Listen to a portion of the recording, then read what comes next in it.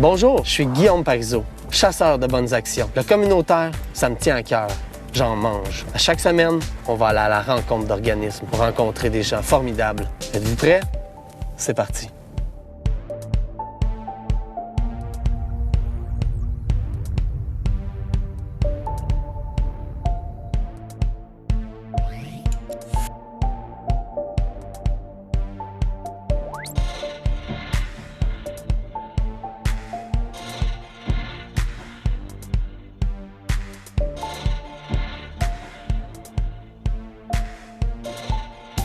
Nous voici présentement à la CDC, Corporation de développement communautaire, avec le directeur général Sylvain Saint-Onge. Alors, bonjour. Tu veux-tu nous parler un peu plus de ta mission de la CDC?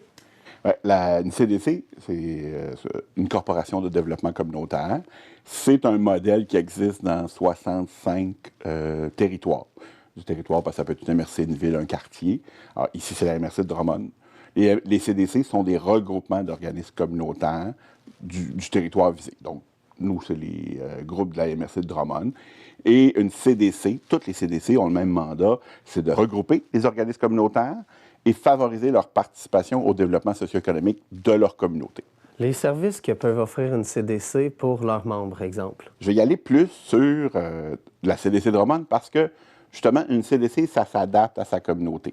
Dans le cadre de référence des CDC, les CDC sont regroupés dans la table nationale des CDC, on a ce qu'on appelle notre cadre de référence, on a 10 volets d'action, mais chaque CDC va l'actualiser selon les besoins de sa communauté, sa capacité d'agir. C'est-à-dire, si j'ai du financement, si j'ai du personnel, je peux faire telle ou telle chose. La CDC de Drummond, elle est capable de se déployer dans tous ces volets d'action. Donc, on regroupe les organismes, on va leur donner des services de soutien à la gouvernance pour les conseils d'administration, comment on travaille avec un conseil d'administration, comment doit agir un conseil d'administration. On va leur trouver de la formation le moins cher possible. Ici, on a un programme de formation qu'on négocie avec Emploi Québec. Emploi Québec finance 50% du programme de formation. Donc, les intervenants et les travailleurs communautaires peuvent accéder à des formations moins chères. Alors, on va trouver ces formations-là. Et les formations, pour les choisir, bien, on vérifie avec les groupes leurs besoins et on essaie d'adapter cette réponse-là. Alors, on va donner de la formation. On va aussi donner de l'information, c'est-à-dire que tout ce qui est pertinent pour les groupes, on va le ramasser puis on va le transmettre dans un bulletin de liaison chaque semaine. On va aussi servir de porte-parole pour les groupes communautaires. Donc, à certains endroits, on ne peut pas asseoir tous les groupes communautaires. Donc, la CDC va être là, puis va parler pour l'ensemble, puis il va expliquer ce que l'on est, les attentes qu'on a. Ça va être face à l'État, face à un ministère, face à quelque chose comme le Centre intégré de santé et services sociaux. Donc, on va les représenter. Et dans le cas de la CDC Drummond, ce qu'on va faire beaucoup aussi, c'est gérer la concertation. La CDC, une CDC, c'est une interface, c'est-à-dire on va faciliter, pour les plus jeunes, je dirais, on est un tender du développement social. C'est-à-dire qu'on a des groupes communautaires, on a des partenaires de la communauté, la ville, la police, l'hôpital, le réseau de la santé, et on va organiser des rencontres, des concertations, soit globales, soit sur des intérêts particuliers. Par exemple, la table des aînés. On va discuter de cette problématique-là. Il y a une table sur la condition masculine. Il y a des endroits où on va parler. Il y a une démarche où on va être plus sectoriel, comme Saint-Joseph. On travaille sur le quartier développement social. Donc, on va favoriser ces rencontres-là. On va réunir les gens, on va les soutenir pour ces rencontres-là. On va aller, des fois, chercher aussi ce qui manque pour avoir une belle discussion autour de cette table-là, pour couvrir toutes les parties d'un sujet. Et certaines de ces lieux de rencontre-là vont être permanents, c'est-à-dire qu'ils roulent selon leur vitesse. C'est-à-dire, si je prends la table des élus, ils se rencontrent à peu près 7-8 fois par année. Une autre table va se rencontrer 3-4 fois par année. Par exemple, il y a une table en itinérance. Alors, des groupes communautaires, la Ville, la Sûreté du Québec, le Réseau de la santé, où on va regarder qu'est-ce qu'on peut faire pour favoriser notre façon de faire. Les groupes ou les personnes vont arriver là, ben moi, mon mandat, c'est ça. Moi, ma capacité d'agir, c'est là. Toi, qu'est-ce que tu peux faire? Fait qu'ensemble, on essaie de mieux agir selon le questionnement. Est-ce que, si on parle, comme je dis, hommes, femmes, aînés, jeunes, itinérance, santé mentale, plus développement des communautés comme Saint-Joseph. Alors, il n'y a pas de... il y a même des moments donnés où on va créer, pendant un moment X, une petite concertation. Par exemple, à un moment donné, on a fait des choses par rapport aux personnes handicapées puis le transport adapté pour bien définir comment doit fonctionner la relation entre le transport adapté et les personnes qui l'utilisent. Fait que ça a duré un certain temps. Une fois qu'on a réglé la situation, ou en tout cas que c'est satisfaisant pour tout le monde, on n'a plus besoin d'être là, nous, la CDC. Mais s'il arrive une autre problématique, on va se remettre en position pour aider les gens à se parler, pour diminuer les tensions qui, des fois, sont organisationnelles, c'est-à-dire telle organisation doit faire ça, puis elle dit, moi, je ne vais pas plus loin que ça, puis telle autre dit, ben moi, je dois faire ça. Puis l'autre a, ben moi, je n'ai pas de limite, mais je n'ai pas d'argent. fait que nous, on essaie de les faire travailler ensemble pour aller au plus qu'on peut, parce que tout le monde a des problèmes de financement. Fait qu'on essaie d'aller au maximum de ce que chaque organisation peut donner. Il n'y a pas de limite, sinon qu'à un moment donné, on ne le sait pas. Puis quand on ne le sait pas, bien, ça déclenche une autre chose. On va aller chercher l'information. On va essayer de trouver. On va trouver le meilleur chemin pour faciliter ou trouver la meilleure personne pour répondre à la question du groupe. Le but, c'est de faciliter leur travail, leur intervention dans le milieu. Donc, c'est de diminuer toutes les choses, les tracasseries administratives ou techniques qui peuvent arriver sur leur chemin. Est-ce que tout le monde qui a un groupe ou qui ont un projet qui commence à s'organiser peuvent faire partie du regroupement? Si des gens ont l'idée de créer un organisme pour toutes sortes de raisons, ils peuvent effectivement venir ici, ils peuvent venir nous rencontrer, mais ils peuvent aussi arriver par ailleurs. Il y a des gens qui vont se présenter à la Société de développement économique de Drummond, puis ils vont avoir une idée de quelque chose. Et si c'est une idée d'OSBL, ils vont nous les envoyer. Ils peuvent se présenter au réseau de la santé parce qu'ils ont l'idée de encore là, une autre affaire. Ils vont nous les envoyer. Et nous, on va accompagner ces personnes. On va jaser avec eux autres. On va essayer de faire la différence entre la personne qui veut se créer un emploi. Il y a des gens, je veux créer une... Bon, si c'est son emploi qu'il veut créer, ça, c'est pas là-dedans qu'on joue. Si ce qu'il veut, c'est participer à quelque chose collectif pour répondre aux besoins de la communauté, là, on va l'accompagner. Fait qu'on va parler avec ces gens-là, on va les outiller, et là, ils vont possiblement créer une nouvelle ressource. Il y a la question du financement, c'est jamais simple. Au début, c'est tous des bénévoles. Éventuellement, il y a possiblement des programmes de financement qui peuvent les aider. Il y a des campagnes de financement qui peuvent être faites. Et dans leur vie, ça se peut que dès le départ ou à un moment donné, ils se disent « on voudrait faire partie du regroupement ». Là, on va enclencher un autre truc, on va jaser avec eux parce qu'il y a toutes sortes de façons de faire un organisme communautaire ou un OSBL. Et dépendant de la forme qu'ils auront choisie, effectivement, ils pourraient devenir membres de la CDC. Qu'est-ce qu'on peut souhaiter dans un monde idéal pour que la CDC continue à évoluer sur un bon pied? Bien, la CDC a actuellement les outils pour poursuivre ce développement-là. Quand je parlais du soutien de la ville, il est progressif et la CDC va pouvoir accroître sa capacité, c'est-à-dire donc améliorer aussi les conditions de ses travailleuses et ses travailleurs, mais aussi peut-être accroître sa capacité à soutenir les différentes choses. Parce qu'il y a quand même des moments donnés où on doit dire non, on ne peut pas le faire. Fait que de regarder pour avoir peut-être des outils collectifs, c'est-à-dire de voir qu'est-ce qu'on peut, de quoi on peut s'équiper pour l'ensemble des groupes. Qu'on ne soit pas obligé de tous s'acheter telle chose. Ça peut être un équipement de sonorisation qui est utilisé par les différents groupes.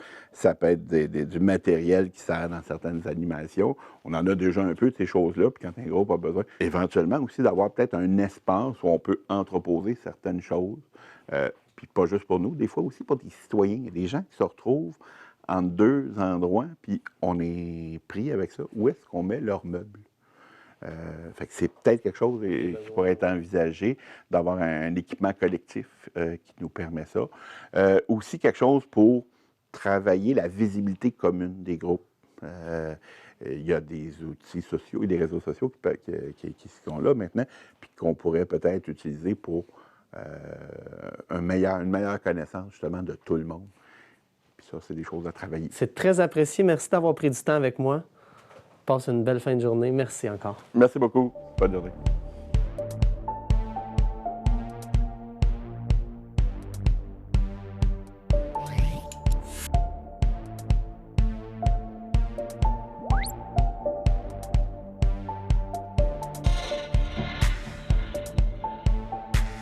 Nous voici présentement avec Équijustice Drummond. Bonjour Sonia Vallée. Bonjour. Directrice et médiatrice pénale. Oui, voilà. Qu'est-ce qu'on peut savoir de plus sur Équijustice? À vrai dire, je te félicite, Guillaume. Tu ne nous as pas appelés comme un accord.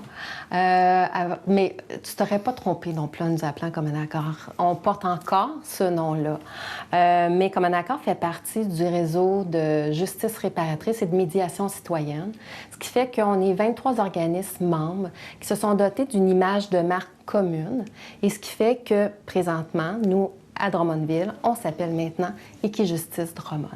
Alors, cette dénomination-là sociale identique permet finalement aux citoyens de savoir davantage où sont situées des équijustices à travers le Québec et de pouvoir avoir accès à de la justice telle qu'on la pratique sous le chapeau de la médiation citoyenne ou encore avec la justice réparatrice.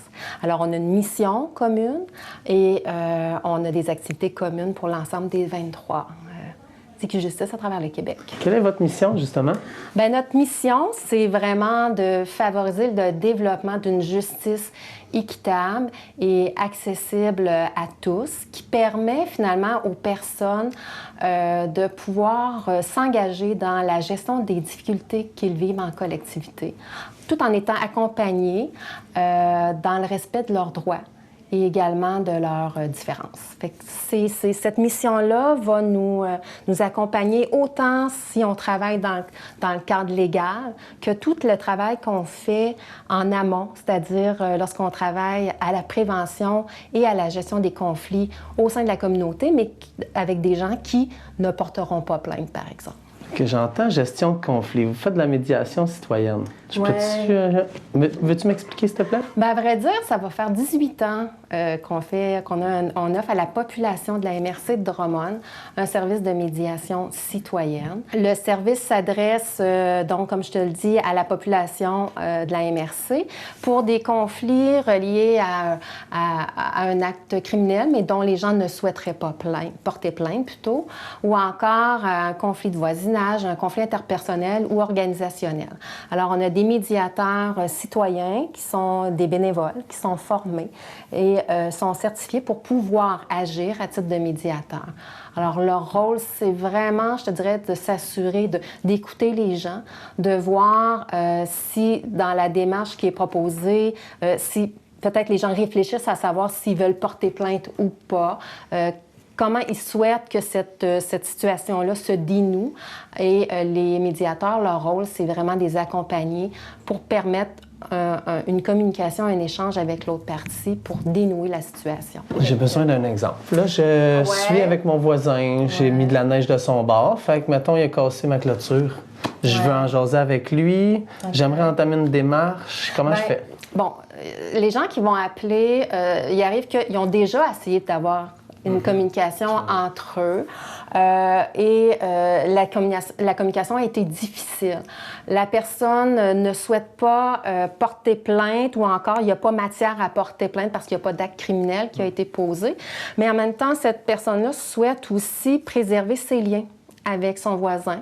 Alors, la médiation citoyenne serait une avenue possible. Fait qu'ils communiquent avec nous ici. Dans les 24-48 heures, il y a un médiateur citoyen qui va prendre rendez-vous avec la personne qui en a fait la demande et va prendre... les médiateurs travaillent toujours en pair, c'est-à-dire que les médiateurs vont rencontrer le voisin en question pour savoir qu'est-ce qu'il veut faire dans la situation, qu'est-ce qu'il souhaite, sur quoi il souhaite discuter, qu'est-ce qui a été les embûches jusqu'à maintenant. Il y a des gens qui, au terme de cette rencontre-là, disent « Ah, ben écoute, je vais aller reparler avec mon voisin.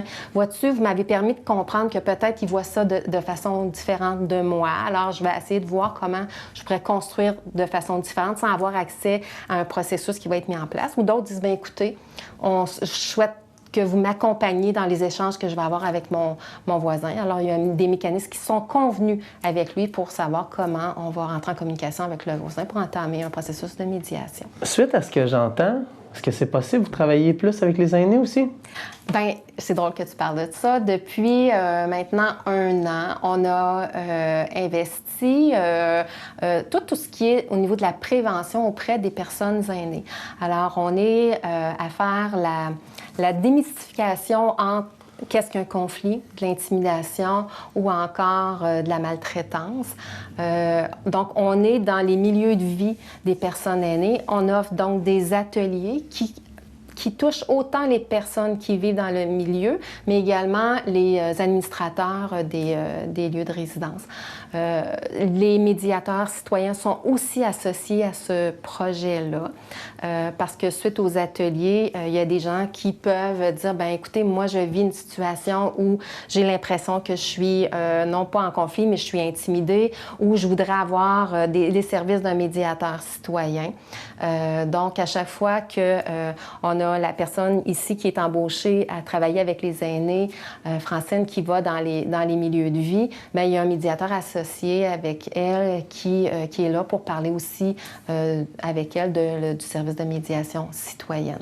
Parce qu'il faut comprendre que on est pour la dénonciation des situations, mais la dénonciation, souvent les gens riment dénonciation avec plainte à la police. Et il y a des gens qui c'est pas ça qu'ils veulent comme issue. Si je porte plainte, qu'est-ce que ça va avoir comme impact? Et il y a des situations que c'est aussi des fois intrafamiliales. Alors, la personne se dit, bien, je ne veux pas porter plainte parce que je ne veux pas nuire à quelqu'un de ma famille, mais on doit offrir autre chose à ces personnes.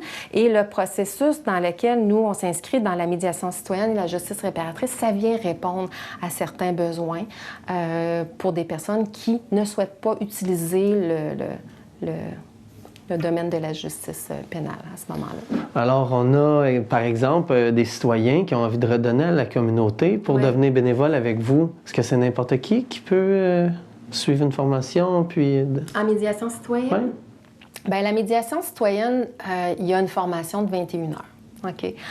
C'est pas parce que un citoyen fait la formation en médiation citoyenne comme automatiquement il va obtenir sa certification comme médiateur citoyen. On cherche des compétences particulières. Le savoir-être, le savoir-faire est hyper important. Et les gens qui viennent à la formation, plus ça avance dans la formation, certains comprennent que les habiletés qu'ils ont, ils seraient très bons comme agir comme arbitre, mais comme médiateur, ils ont de la difficulté à ne pas donner, par exemple, leur point de vue ou de vouloir trancher pour les gens. Ces qualités-là sont bien entendu recherchées, ce qui fait que même avant de participer à la formation, la personne qui fait la formation ici va rencontrer les candidats pour regarder avec eux qu'est-ce qu'ils viennent chercher dans le cadre de cette formation-là, pourquoi ils veulent donner de leur temps dans le cadre de la médiation citoyenne.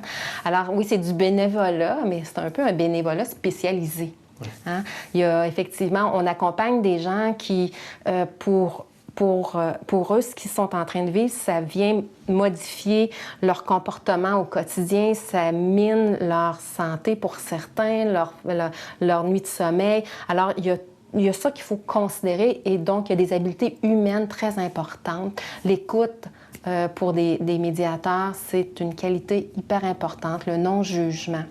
D'accepter de respecter le rythme de l'autre, de céder la place à l'autre aussi, tout en l'accompagnant pour ne pas l'amener dans un contexte où il ferait vivre quelque chose qui serait nuisible pour sa santé. Toute la notion de sécurité est super importante aussi. Fait que non, c'est pas tout le monde qui peut devenir médiateur citoyen. Dans le meilleur des mondes, qu'est-ce qu'on peut vous souhaiter pour avoir une belle continuité? Dans l'année qui s'en vient, on regarde un réaménagement Aussi, écoutez, du financement, pourquoi pas. Puis il y a des beaux projets qui s'en viennent, mais je ne peux pas en parler pour le moment. Fait que c'est à venir. Vous allez devoir revenir nous voir. Ça me fait plaisir. Merci d'avoir pris le temps. Merci à vous. Très apprécié. Merci. Bonne continuité. Merci.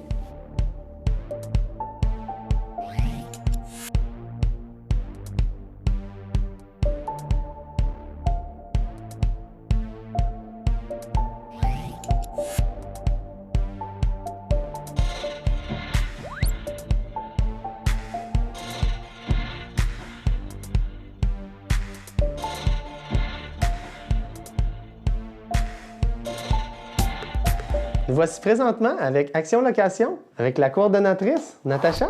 Ben oui, salut. Action Location de la PMCQ, en fait, c'est Antipauvreté Mauricie Centre du Québec qui existe depuis 1977, le savais-tu? Non? Non, je t'en apprends une, hein? C'est quoi ta mission première? Ben, ma mission première, c'est en fait le soutien des droits des personnes, des locataires. En fait, on aide les locataires avec leurs propriétaires, souvent quand ils ont des problèmes d'insalubrité ou des trucs comme ça. On les dirige, on les accompagne là-dedans là, jusqu'à l'aide juridique ou bien la régie du logement. Quel genre de problème un locataire peut avoir avec son propriétaire avant de venir vous voir? Dernièrement, on a eu un propriétaire qui fermait l'eau.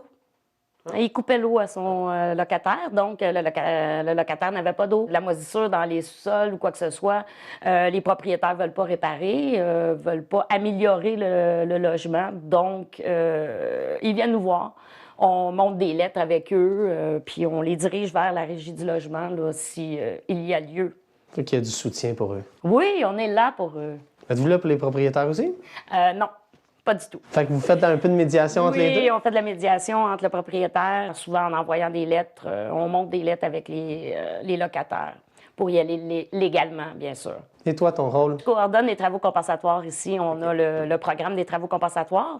Les gens qui sont dans le besoin, qui sont pas capables de payer leurs contraventions ou leurs petites amendes criminelles, on leur fait faire des heures dans des organismes communautaires. Donc, ça fait faire de la main-d'œuvre. C'est de la main-d'œuvre gratuite pour le communautaire aussi. As-tu des exemples comme ça de travaux compensatoires? Des jardins communautaires. On envoie des gens dans les jardins communautaires à l'occasion. Beaucoup de comptoirs alimentaires ici à Drummondville. On envoie beaucoup de gens au comptoir alimentaire. Ils s'occupent des denrées, puis ils donnent un coup de main. Il y a beaucoup d'organismes, en fait, qui survivent grâce à les travaux communautaires ou compensatoires. Parle-moi donc de ton action coup de cœur. Depuis 2 ans, on envoie des gens, des jeunes en camp de vacances. Ça s'appelle « Quand est-ce qu'on part ?» On réussit à ramasser un petit peu de fonds puis envoyer des jeunes que leurs parents sont dans le besoin. Donc, ça donne un petit répit aux parents aussi, mais surtout une belle vision de la nature parce qu'on les envoie au ranch. Les 2 dernières années, ils ont été au ranch Massawippi. Puis les enfants adorent ça, en fait, puis ça leur change de leur environnement, souvent qui est pas toujours facile. Puis on envoie les jeunes s'amuser en nature, à s'occuper des animaux de la ferme, comme au ranch Massawippi. Puis ils en reviennent grandis, j'imagine? Oui, tout à fait, oui. Puis il y a même des parents qui pleurent quand ils viennent porter leur enfant, tellement ils sont contents pour eux autres parce qu'ils n'auraient jamais pu offrir une telle chance à leur enfant. Les locaux ici, j'ai remarqué que vous êtes bien installés. Oui, c'est on fun. a des nouveaux locaux. On s'est acheté une bâtisse, en fait, au lieu de mettre tout le temps l'argent dans la location. Bien, on s'est acheté une bâtisse, puis on a loué des locaux aussi en bas. Puis on a tout fait rénover, peinturer par des gens en travaux compensatoires, donc main-d'œuvre gratuite. On est où ici? Oui, ici, on est dans le quartier Saint-Joseph, sur la rue Saint-Jean, au 502 rue Saint-Jean. Comment on fait pour vous rejoindre si on a justement un ticket impayé ou quelque chose? Bien, si on a un ticket impayé, il faut commencer par le commencement. En fait, on va rencontrer le percepteur d'amende et on vérifie avec lui si on est éligible. Bien sûr, il faut être sur l'aide sociale, l'aide de dernier recours. Puis ensuite de ça, bien, on me contacte. Le percepteur d'amende, la cour municipale ou le palais de justice donne mon numéro. Les gens m'appellent, puis moi, je les place dans des endroits là, près de chez eux, soit les cuisines collectives ou le comptoir alimentaire, j'ai tablier populaire. On a beaucoup d'organismes qui ont besoin. Ici à Drummondville, c'est sûr, mais moi, mon secteur s'étend jusqu'à Parent. Avez-vous des bénévoles aussi qui viennent vous aider? À l'occasion, j'ai des bénévoles, oui, parce qu'on est quand même un organisme communautaire, hein, on n'a pas beaucoup de sous. Fait qu'on a des bénévoles qui nous donnent un coup de main sur le travail de bureau ou pour le ménage, bien souvent, c'est mes gars en travaux compensatoires. Si quelqu'un qui est chez eux, qui a envie de redonner justement à la communauté, Oui, il peut vous rejoindre il peut nous par rejoindre téléphone? au 819-477-5754. Puis comment vous faites pour fonctionner avec votre financement? Bien, notre financement, en fait, nous, on est payé par le gouvernement tant du dossier pour les travaux compensatoires. Action Location, on essaie fort d'avoir des rentrées, mais on fait des levées de fonds souvent. Là. Comme pour quand est-ce qu'on part, on fait des levées de fonds parce que ça nous tient à cœur et on veut redonner à la communauté. On a Couche Mom Design aussi qui ont donné 1500 $ pour aider justement à envoyer des gens, des enfants au camp. Merci, Mom Design! Qu'est-ce qu'on peut souhaiter à Action Location pour qu'ils grandissent encore longtemps? De belles bourses, de la belle argent qui débarque, qu'on puisse aider les locataires dans leurs droits. C'est ça qui est le fun avec vous. Vous recevez des cadeaux, mais vous en redistribuez aussi. On peut en avoir un exemple? En fait, on redonne à la communauté. On offre des cadeaux aux enfants. Nous aussi, dans le quartier Saint-Joseph, on a un Noël dans le quartier Saint-Joseph, donc on achète des cadeaux pour les enfants. On a offert des cadeaux aussi pour les enfants du rendez-vous familial. Comme nos taxes qu'on sauve en étant un organisme communautaire, ici, bien, on les réinvestit dans la communauté. On donne. C'est un beau geste. Oui. Fait que vous avez des participants qui viennent ici, qui font leurs travaux, puis après ça, ils s'assagissent. Bien, en fait, certains s'assagissent. Bien, ils repartent du bon pied. Tu sais, quand ils sortent d'ici, souvent, là, les gars, ils ont 5 000 – 6 000 $ de dette. Fait que c'est pas évident là, à travailler au salaire minimum et à éclairer ça. Fait qu'en étant sur l'assistance de dernier recours, bien, eux, ils ont le droit aux travaux.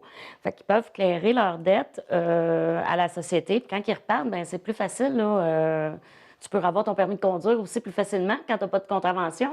Fait que oui, il y en a des rescapés qu'on aide beaucoup, que ça nous aide aussi. C'est pas juste une tape ses doigts. Non, c'est pas juste une tape ses doigts. C'est très apprécié d'avoir pris du temps pour nous autres. Je te souhaite une belle continuité, puis je vous souhaite de continuer à aider beaucoup de gens comme ça. Ça m'a fait plaisir. Merci.